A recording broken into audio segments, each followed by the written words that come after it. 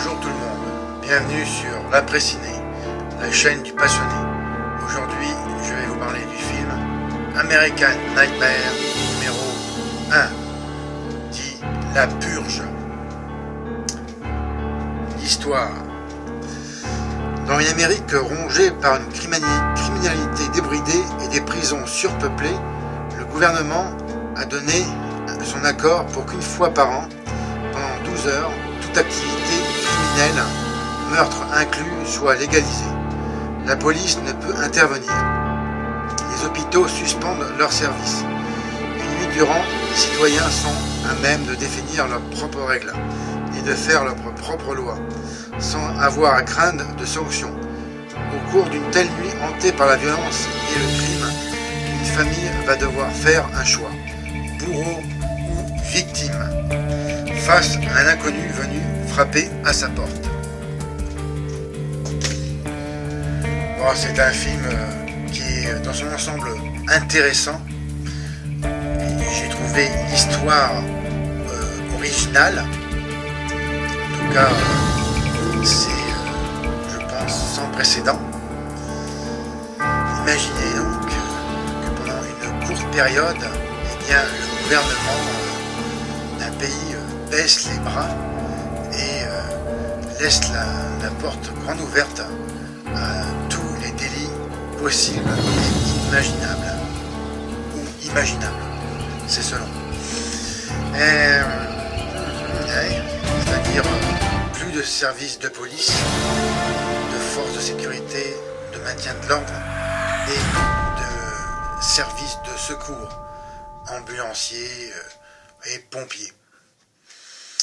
Voici, c'est une histoire d'anticipation, déjà, et non pas qui est présentée comme un film d'horreur. Je ne vois pas où est l'horreur dans ce film-là. C'est vraiment un thriller d'anticipation et aussi, je dirais, de survie.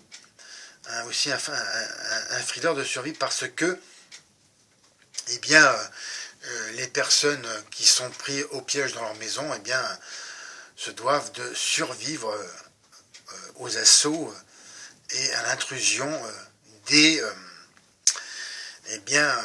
méchants. Bien, malgré une idée dans le scénario qui est bonne et que moi j'ai trouvé par moments réjouissante, enfin pas réjouissante mais palpitante, il y a beaucoup de choses qui ne fonctionnent pas dans ce film.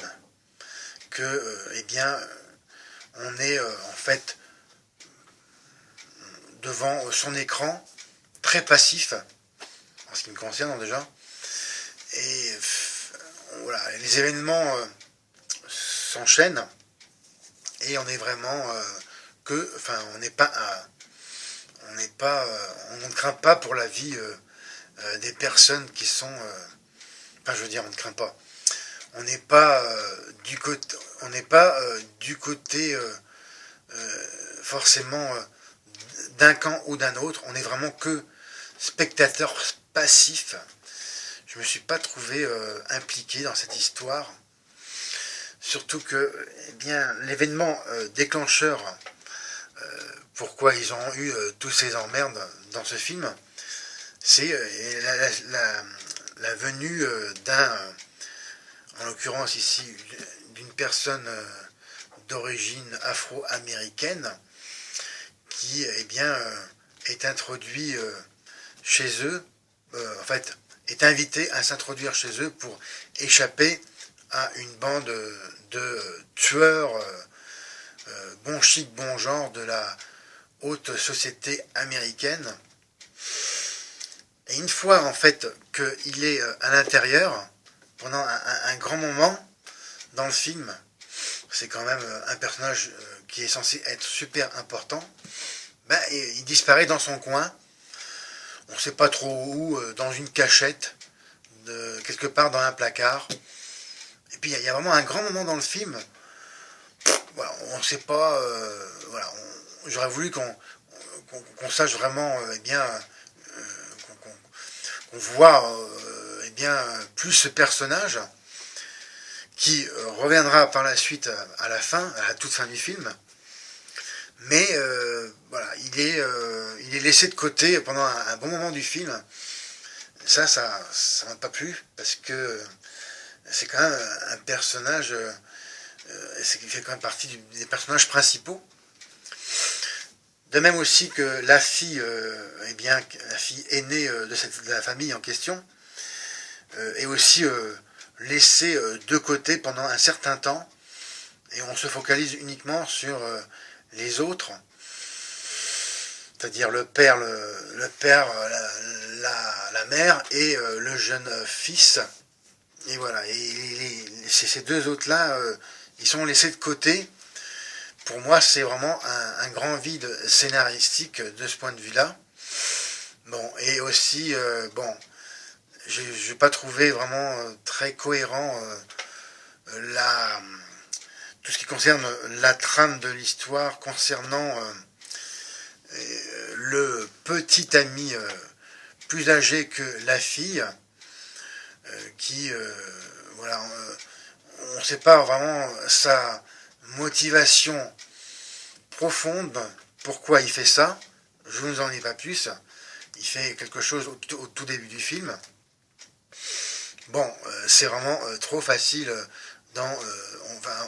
j'ai vraiment l'impression que dans le scénario, ils ont vraiment fait les choses le plus facile possible, de manière que l'on ne réfléchisse pas vraiment.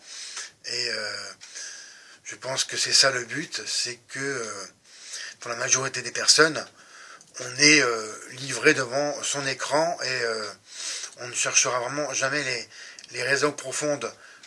Premièrement, et de pourquoi la purge, et de qui c'est ça, les pères fondateurs de l'Amérique, et de qui c'est ça aussi l'histoire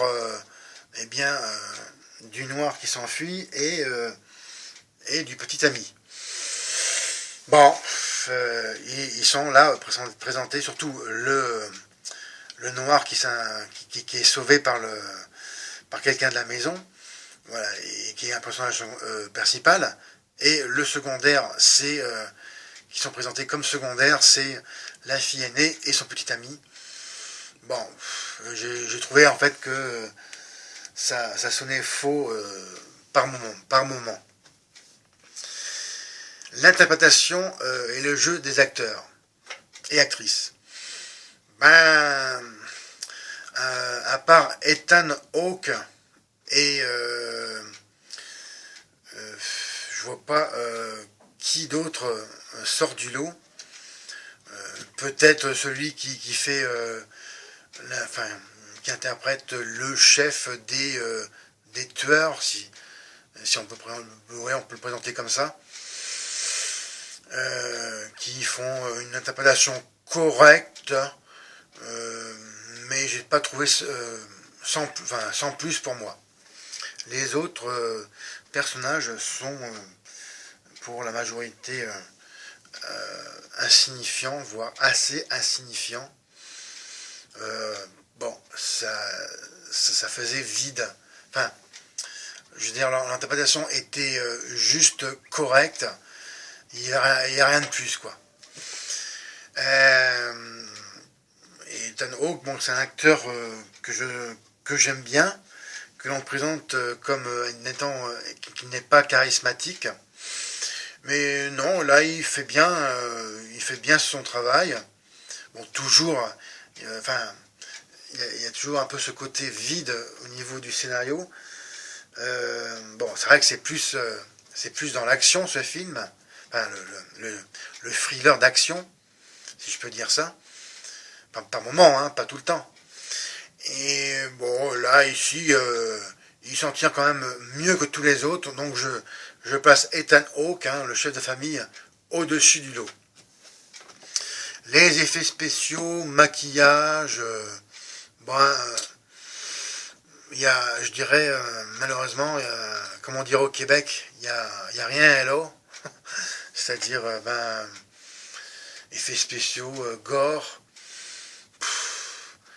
C'est la déception, parce que je me suis vraiment attendu à autre chose, au moins quelque chose qui soit vraiment plus sanglant. Et c'est le sentiment qui en découle de ce film, eh bien, c'est que vraiment, ils auraient pu mettre plus d'effets, quoi, des tripages, quoi. Bon, et les maquillages, ben, je dirais l'apparence assez furtive du design des masques, que j'ai trouvé pas mal. D'ailleurs, c'est des masques qui sont assez effrayants, je dirais, de la comédie d'horreur, hein, qui sont, pour la plupart, des expressions assez inquiétantes. Mais ça aussi, j'étais déçu parce qu'on n'a pas vraiment insisté là-dessus. Moi, j'aurais vraiment préféré que tout le monde, vraiment que tout le monde garde son masque pour bien justement respecter quand même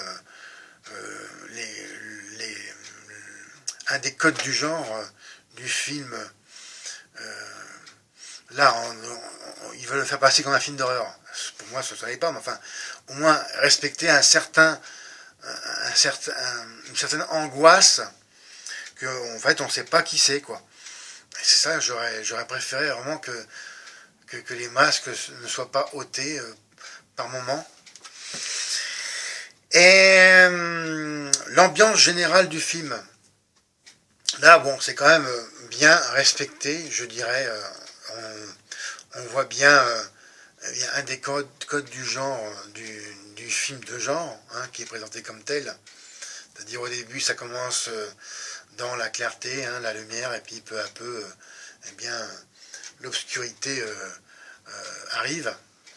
Et j'ai bien aimé le passage, en fait, juste au moment où il y a la sirène qui retentit, annonçant le début de la purge, où c'est juste à la frontière entre le jour et la nuit, je dirais, à la tombée de la nuit. Il y a un moment, voilà, qui est bien avec quand ils ferment les volets, voilà, les volets qui ont l'air blindés, hein, dans le film. J'ai trouvé ce passage intéressant. Autrement dit, la photographie du film, je l'ai trouvée dans son ensemble plutôt bonne. Rien d'exceptionnel, mais bon, c'est sûr que avec l'obscurité, c'est plus des tons un pâle, noir et blanc qui ressortent. Il n'y a pas vraiment de couleur. Et c'est bien vu pour ces détails-là. On ne va pas mettre de la couleur dans quelque chose comme ça.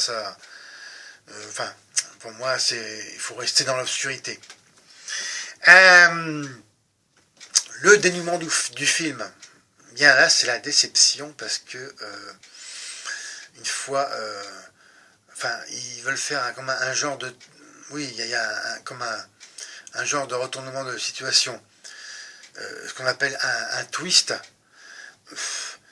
Oui, c'est vrai que c'est une certaine surprise, mais encore, on revient à ce vide scénaristique. On ne comprendra jamais la raison est exposée. Pourquoi cet autre groupe de personnages fait ça. Oui, mais pour moi, c'est une raison qui est trop légère. Encore une fois, on ne va pas au fond des choses. La musique du film, alors là, je l'ai pas du tout retenu, ça m'a pas du tout frappé. Elle est vraiment insignifiante. Et concernant certains bruits de musique, certains effets de musique, là encore, c'est aussi la déception. Il n'y a rien qui m'a marqué. Maintenant, je vais vous parler, comme à mon habitude, de la fiche technique du film. Alors, il faut savoir qu'il était sorti au cinéma le 7 août 2013, d'1h26, un film américain de James de Monaco, avec dans les rôles principaux Ethan Hawke, Lena Headey, Max Burkholder. Alors Alors voilà, il est classifié dans le genre thriller. Hein. Moi je dirais plutôt thriller d'anticipation et ouais, plus ou moins épouvante et encore quand même c'est vraiment léger. Mais plutôt pour moi c'est vraiment du thriller d'anticipation.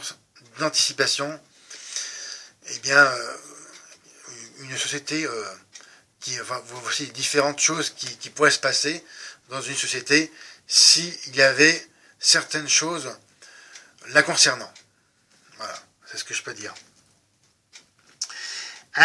Faut savoir que ce film a été interdit aux moins de 12 ans avec avertissement lors de sa sortie. Ouais, peut-être pour l'effet légèrement gore à un moment donné concernant eh bien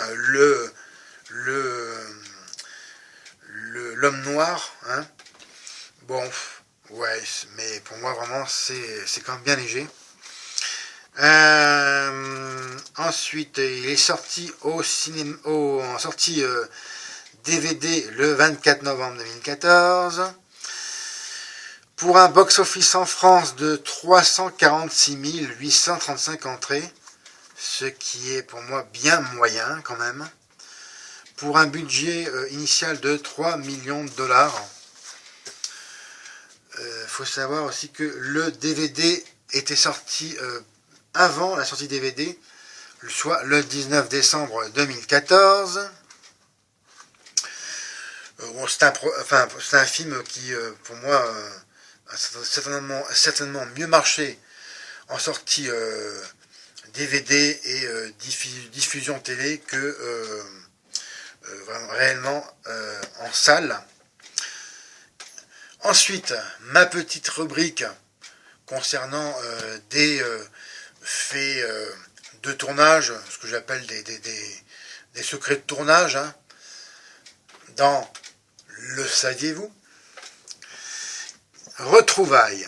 4 ans après Little New York, première réalisation de James de Monaco sur la pègre new-yorkaise, Ethan Hawke retrouve le cinéaste pour leur seconde collaboration. De Monaco a également scénarisé le film Assaut sur le Central 13, réalisé par Jean-François Richer, dans lequel jouait Hawke. Bay et Bloom. Pour American Nightmare, le producteur Jason Blum, via sa société Blumhouse Productions, qui a notamment accompagné plusieurs gros succès au box-office comme Paranormal Activity, Insidious ou Sinister, s'est associé à la firme de Michael Bay, Platinum Dance, sa société. Ethan Hawke, qui tient l'affiche, était aussi la star de Sinister. On ne change pas une équipe qui gagne. Changement de titre. Au départ, le film devait s'appeler Vigilandia, surnom donné à une expérience nocturne où toutes les activités criminelles sont permises. Gros succès. En effet, ce film a remboursé son modique budget de 3 millions de dollars avec les seules séances du soir d'ouverture, le 7 juin 2013, aux États-Unis. En un week-end, il a rapporté plus de 30 millions de dollars de recettes. Donc là, ils ont vraiment renfloué leur film. L'idée de départ. Eh bien, c'est une expérience personnelle qui a implanté l'idée de départ du film dans la tête du scénariste et réalisateur James de Monaco. En effet, ce dernier était en voiture avec sa femme lorsqu'un chauffard peu prudent l'avait presque embouti. Quand nous sommes repartis, ma femme m'a dit « Si seulement on avait droit à un meurtre, une fois par an. » Ça m'avait choqué, et ça n'est pas sorti de ma tête, raconte-t-il. Ce n'est que quelques années plus tard qu'il a décidé de faire le film, se rendant compte que lors d'un séjour au Canada, de la différence de degré de violence des événements relatés dans les journaux de ce pays par rapport aux États-Unis. Tu m'étonnes. Il a donc voulu s'intéresser à la fascination que semblent avoir ses compatriotes pour la violence, qui est toujours d'actualité, hein. Malheureusement, souvent on entend des fusillades aux informations concernant les États-Unis. Inspiration politique. Lorsque le réalisateur de James de Monaco a réalisé American Nightmare, il avait en tête les tristes constats qui ont suivi le passage de l'ouragan Katrina, notamment l'inaction des politiques par rapport à cette tragédie. Notre film s'intéresse aux problèmes de classe. D'une certaine manière, ma réflexion a été influencée par l'ouragan Katrina et l'absence de réaction de notre gouvernement face au problème de la pauvreté dans notre pays, déclare-t-il. Il revendique la dimension de fable moraliste de son film. Oui, c'est vrai. C'est moraliste, à sa façon. Cependant, ce qui me dérange quand même, c'est pourquoi avoir pris un homme noir fuyant un groupe de blancs. Pour moi, c'est ce côté quand même raciste qui me dérange quand même dans ce film. Alors, je ne sais pas si c'est vraiment voulu, ou peut-être que c'est en référence par rapport... Excusez-moi pour cet appel sur mon téléphone, car j'enregistre avec, et j'avais oublié de mettre sur le mode silence, ce qui a malheureusement interrompu la vidéo. Pour revenir à ce que je disais, je ne pense pas que à la base il y ait vraiment une part de racisme dans le fait d'avoir mis c'est mon impression, d'avoir mis le personnage, que ce soit un noir qui soit pauvre, qui soit poursuivi par des blancs, mais après coup, je peux quand même m'interroger. Peut-être que c'est une référence par rapport, je dirais, les événements de l'ouragan Katrina, où la majorité de la population étant noire et défavorisée, faisait du pillage dans les magasins. Je ne sais pas. Après, libre à chacun de penser ou d'imaginer ce qu'il veut, après tout. À propos du protagoniste, James de Monaco indique que James Sandin, campé par Ethan Hawke, qui représentait l'apathie il représenterait en fait l'apathie de la nouvelle Amérique, où il vend des systèmes de sécurité aux riches. Et il adhère complètement à la propagande de ce qui lui profite bien et la rend riche, explique-t-il. Hawke poursuivant, James Sandin se considère comme un type bien. Et petit à petit, il prend conscience qu'il est à côté de la plaque, que les choses sont beaucoup plus compliquées qu'il ne croyait. Bon. Oui, c'est... je dirais un peu plus subtil que je pensais dans dans le processus de chaque personnage, mais encore le scénario vraiment aurait gagné un peu plus de profondeur. Et ensuite, trouver la maison. Il n'a pas été simple de trouver cette maison idéale pour tourner le film. Le genre de maison que je souhaitais n'est pas évident à trouver à Los Angeles. Je ne voulais pas qu'elle ressemble à une maison de LA, mais à une maison du Midwest qui serait représentative d'une classe de nouveaux riches susceptibles d'avoir été engendrés par ce nouvel ordre social, raconte James de Monaco. Finalement, l'équipe a déniché la perle rare à Chatsworth, en Californie, une maison de 900 mètres carrés. En effet, elle est assez grande, mais cependant, on ne s'attarde pas vraiment sur le détail et ses particularités. J'ai trouvé un peu dommage, car ça aurait été intéressant d'insister sur la partie de cache-cache entre les résidents et les assaillants. Eh bien, voici ce qui m'amène à la conclusion concernant ce film. Je vais lui donner la note de 12 sur 20. Pour moi, c'est pas mal, mais sans plus. Ça mérite quand même d'être vu, car eh bien, il n'y a pas de temps mort dans ce film déjà. Donc j'ai trouvé que c'était un point positif. On n'a pas le temps de s'ennuyer, et l'action l'action du film est sans presque discontinue. Peut-être par-ci par-là à un moment où il y a un petit blanc plus ou moins, et encore c'est léger. Bon, je vous conseille de le voir. Je pense que je reverrai ce film, avec si possible des bonus, hein, comme j'en suis friand, et les commentaires du réalisateur et éventuellement des acteurs actrices, pour si possible avoir plus de réponses aux questions que je me pose sur ce film. Vraiment, c'est pour moi un sentiment quand même un peu de certaines choses qui n'ont pas été achevées, et qui sont quand même décevantes. Malgré tout, bon, ça vaut le coup d'être vu. Eh bien, je vous remercie pour votre attention. Alors, comme d'habitude, regardez et partagez mes autres vidéos, mettez-moi un M, et partagez ma vidéo et les autres sur ma chaîne si vous les trouvez intéressantes. Laissez-moi vos commentaires en dessous. C'est très important que je puisse partager avec vous mes ressentis, mes impressions sur le film. Répondre aussi à vos questions éventuelles. Suivez mon actualité également sur mon compte Twitter, l'après-ciné. Je peux éventuellement aussi vous donner des informations supplémentaires que j'aurais oublié de vous parler dans ma vidéo.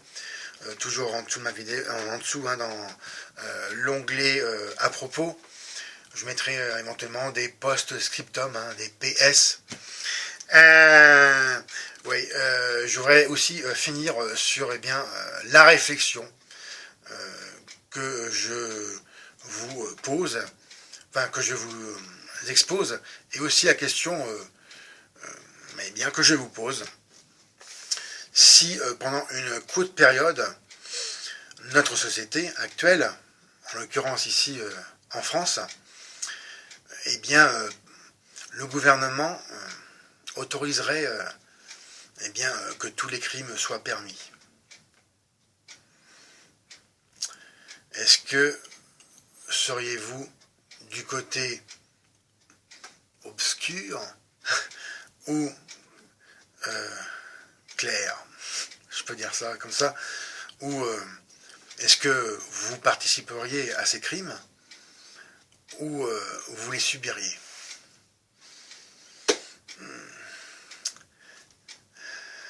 Commentaire, s'il vous plaît. C'était la question du jour. Mais c'est pas souvent que j'en pose, parce que j'avais un peu laissé de côté ce concept, parce qu'il n'y avait pas vraiment de répercussions, mais j'aimerais bien quand même que vous répondiez à celle-ci. Et encore mieux, de vous abonner à ma chaîne. C'était Fred. Salut.